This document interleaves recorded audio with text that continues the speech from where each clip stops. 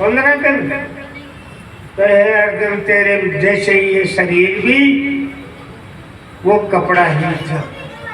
अब तू आपा याद करना का तो अर्जुन क्यों ना को, लेकिन कृष्ण कहता है मेरे को याद, मैं जानता हूँ तू जानता है। तो महापुरुष कहता है, महापुरुष जानता है इस जीवात्मा का अविनाशी है, अमर है, नाश रहित है। ये शरीर जन्म बना है, शरीर नष्ट होगा, और वो संत जानता है। आप अणसमझे के लिए वो कहता है पुराने वस्त्रों की तरह ही शरीर को जान, नवीन नवीन शरीर धारण कर लेता है। सर्प और कांचलिन काट दिया करे, और सर्वज्ञान की दिक्कत आंखियां मोर भाई पूंछड़ी, लेकिन सर्प नहीं है, कांचली है। तो अब भगवान कृष्ण कहें वो शरीर कांचली आत्मा की, जैसे कांचली से सर्प निकल करके चल जाता है, ऐसे जीवात्मा इस शरीर को निकल करके पुनर्जन्म धारण नवीन पहन लेता है। अब आत्मा के लिए ऐसा कहता है। फिर हमारा मोह कितना है, आत्मा ऐसी प्यारी होते हुए भी हमारा मोह कैसा है, हमारे को प्यारा कितना लगता है। मैं न मरूं न मेरा मरे, दो आई है चिंता, न मैं मरूं न मेरा मरे, और तो मर जा, और की तो मेरे को जरूरत भी नहीं। ये मोह परबल है जिसमें पूरा संसार बंधा हुआ है, एक दो की बात नहीं है, पूरा सब ब्रह्मांड मोह कैसे बंधे हुए हैं। जैसे लोया की जो वो सांकल होती है, जंजीर, कड़ी में कड़ी, कड़ी में कड़ी बहुत लंबी होती है, ऐसे पूरा मानव। अब इसी मोह की बेड़ी को कौन तोड़ सकता है। अरे लोया की बेड़ी हो चाहे सोना की बेड़ी हो, चाहे लोया की बेड़ी तो कहते हैं गरीब आदमियों को, सोना की बेड़ी कहते हैं धनाढ़ आदमियों को। लेकिन सोना की बेड़ी में लोया की बेड़ी में कितना होगा तो जुड़ी तो भी समान ही हो, चाहे लोया की हो चाहे सोना की हो, चाहे धनाढ़ हो चाहे गरीब हो, सब बंधे हुए। मुकत कौन है, कोई बिल्ला बाप, ये संसार बंधा हुआ है, और मुकत कोई बिल्ला बाप। वो कहता है कोई उनके पास जा करके रोए, बोले महाराज हमारी भी बुरा हाल है। बोले क्यों, बोले मैं बेड़ी में बंधा हुआ हूँ, खोल दो। बोले हिम्मत कर ले, बेड़ी को तोड़ दे, लेकिन कायर से टूटती नहीं है कोई सूरमई बेड़ी को। मोह परवार कुटम की पाची, काट पड़ो गुरु चरणा, कल्याण भारती भज भगवत ने, फिर नहीं होगा मरना। मन को भगवत भक्ति, तो भक्ति जो करिए उसका पुनर्जन्म नहीं होगा, तो मरना किसका होगा। अरे मरना तो उसका ही होता है जिसका जन्म होता है, उसका ही मरना होता है। तो फिर क्या करना चाहिए। मैं तो आशा लगे बेटिया अपन हाराए भाई और मिले इनको मानव जन्म, इनको मानव जन्म और मिले और पहुंच ले, खाबा की पीपा की शोभा की मान की बढ़ाई की सब आनंद है। लेकिन संत तो कहता है नहीं, आगे आस मत करना, जन्म महान दुख है, जन्म और मृत्यु महान दुख है। सौगन खाइए संत तो।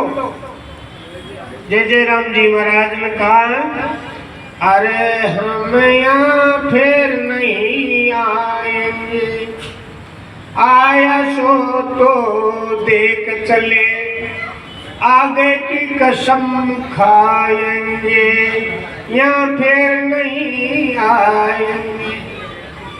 तो फिर वो कहाँ है? अरे बोले अमर हो जाए ये जीवात्मा, ये जीवात्मा अमर हो जाए, मृत्यु से बच जाए। लेकिन ये अमर कब होती है? जब अमृत का पान करता है।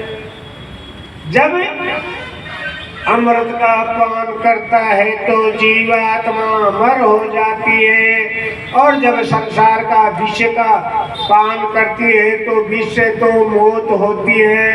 मौत होती है तो पुनः उनका जन्म होता है, वासना होता है। इको पांडव छोटे हैं, कोई ब्रह्मनिष्ठ ब्रह्म श्रोत्रिय ब्रह्म बेटा महापुरुष की संगति बैठ जाए, अच्छी तरह समझे। कैसे समझे? बहुत बारीक है भक्ति का मार्ग। एक एक बात को समझा तो बात सुगम तो अति सुगम है और कठिन से अति कठिन है। मकड़ी अपने मकान में जावा था उनका भी पर आप चढ़ सका नहीं, पकड़ कोई पार हो सका नहीं। मकड़ी का जाला का तंत्र इतनी बारीक है भगवान की। इनमें तो समझ गए, गाना बजाना ये नहीं, समझ। अरे समझे बिना करड़ी बहिरे सब काची, ओ समझे बिना बही सब काची। अब समझे क्यों? सैन लगो गुरु जी साची, ओ समझे बिना कहीं भाई। गाव भजन रैन दिन जागे, राम नाम धुन माची। धाम धूम हरी होगी, धाम धूम खूब जोर का गए। अब भी भगवान भी आत्मा ने समझा बिना करता आदि। आत्मा का ज्ञान हुआ नहीं, आत्मा की सेन समझ में आई नहीं और आगे पाछी बात। कोई कहता है सत्य है, कोई कहता है अस्त है, कोई कहता है जगत मिथ्या है, कोई कहता है जगत सत्य है। इस बात को से नहीं समझो। समझे तो बात जरा सी और बिना समझा पारन पासी। समझ लीजिए तो जरा सी के बात और न समझे तो इसका संसार सागर का पार है, अपार है। इसलिए आत्मा का वर्णन आत्मा ज्ञान के लिए बहुत होशियारी का काम है, सावधानी का काम है, ढिलाई का काम नहीं। लापरवाही कर दिया तो गड़बड़ी हो न। कब तो आप मन करे सत्संग भगवान का भजन कर लिया कर करे बाबा काई पड़िया जा भजन के भगवान का रोटी थोड़ी दे। क्यों अपन चिंता ज्यादा कहाँ की लगेड़ी है? रोटी कपड़ा मकान। रोटी के लिए रोवा, कपड़ा न हो तो भगवान अच्छी गरीबी तेरी कपड़ा ही खोल पाए। मकान न हो तो रोवा ही भगवान मेरे रहने के लिए मकान। लेकिन ऐसा कौन है जो भगवान के लिए रोता हो?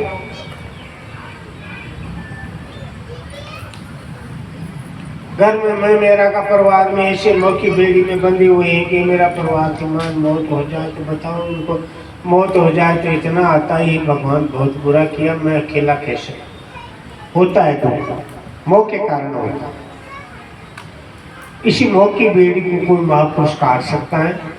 बहुत उनके कर्म औजार भी ऐसा है जो दिखाई नहीं।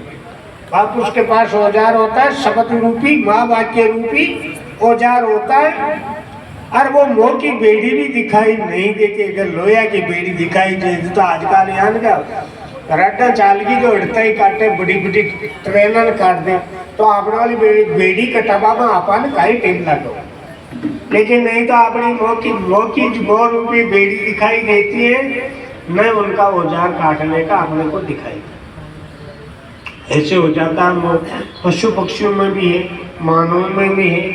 इसलिए समझ से तो बिन समझा तो मोह की बेड़ी घली है, और समझ से मोह की बेड़ी कट गई, और वो समझ सतगुरु से मिलती है, सच्चा सतगुरु से। गुरु तो बहुत है, लेकिन वकड़ो जार काम न करे बात कट्टे कौन तो गुरु किया मान ले, चलावत है शस्त्र, लेकिन वह मोह की झीड़ी बेड़ी भीतर से जुड़ी हुई वो काम नहीं करती, घाव नहीं करती, उनको कटने का यानी मार नहीं करती। फिर कहो गुरु महाराज कहो तो मैं तो कौन कटी खुशी की खुशी मैं तो हालत है, वह पहले ही बदल जाता है जीवन। बदलेगा कौन? ये मन ही बदलेगा, शरीर थोड़ा बदलेगा। और पहली बिगड़ियो कौन जोड़ियो, मनी जोड़ियो। और इनको इधर भगवान की भक्ति से, प्रभु का भजन से जोड़ेगा तो कौन जोड़ेगा? ये मनी राम ही तो जोड़ेगा। और ये मन को इधर जोड़ने के लिए गुरु की आवश्यकता पड़ी है। बंद भी मन करके है और मुक्ति भी मन करके है। आत्मा में बंद भी नहीं है, आत्मा मुक्त तो बंद ही नहीं है, तो मुक्त किसकी होगी? अज्ञान की। तो अज्ञान ही महान दुख का सागर संसार है। उस ज्ञान से मुक्ति पाने के लिए ये प्रभु का भजन, गुरु का ज्ञान, और गुरु का ज्ञान भक्ति, श्रद्धा से भक्ति बढ़ती है। और धन्यवाद है आप सत्संग और गुरु मुख से जुड़े हुए हो, इसीलिए चर्चा सुनने के लिए आए हो। बहुत बहुत धन्यवाद। आपका कोई पुण्य था, ये पुण्य मानो। ऐसा कहवा तो तुलसीदास जी गोस्वामी रामायण में कहा है, संत समागम हरि कथा। ऐसा कहा है, संतों का तो समागम और हरि की कथा दुर्लभ का है। संत समागम हरि कथा तुलसी दुर्लभ दो, सुतदारा और लक्ष्मी ये पापिन के भी। अरे बेटा पोता धन माल खजाना तो पापी के भी हो जाता है, लेकिन उनको संतों का दर्शन लाभ, श्रवण लाभ, दर्शन। वैसे तो दर्शन लाभ के लिए भी कहा है, लेकिन काम तो करेगा श्रवण लाभ। दर्शन लाभ श्रवण लाभ में अंतर होता है। कैसे होता है? आपन भूख लगी हो, थाली में दर्शन कराते चपाती का, कहीं बन जाएगी काम, कहीं मिट जाए भूख। भाई महाराज का दर्शन तो हो गया, पर पेट में घी। और एक होता है सन्मुख, तो दर्शन लाभ, श्रवण लाभ। श्रवण लाभ कहता है जैसे भोजन करवा लाग जा बोले दो गाछ तो की अब तो हांति। ऐसे श्रवण लाभ जब करोगे जब पता चलेगा वो अंदर जाएगा कान के द्वारा, अंत्यकरण में। अंत्यकरण है ना, अंत्यकरण कहते हैं चित्त मन बुद्धि अहंकार। चित्त मन बुद्धि अहंकार ये अंत्यकरण है। इसको अंत्यकरण क्यों कहते हैं? इसमें प्रतिबिंब पड़ता है। किसका? परमात्मा का भी निर्गुण तत्व का प्रतिबिंब किसमें पड़ता है? अंत्यकरण में। आकाश में सूर्य चंद्रमा रहे, लेकिन प्रतिबिंब तो पूरा ब्रह्मांड में पड़ता है, पर दिखाई देता है जल में, वह कोई दूरबीन में। कहीं जमीन में तो बनती के चंद्रमा क्यों? कठोर है, निर्बल, शुद्ध नहीं है।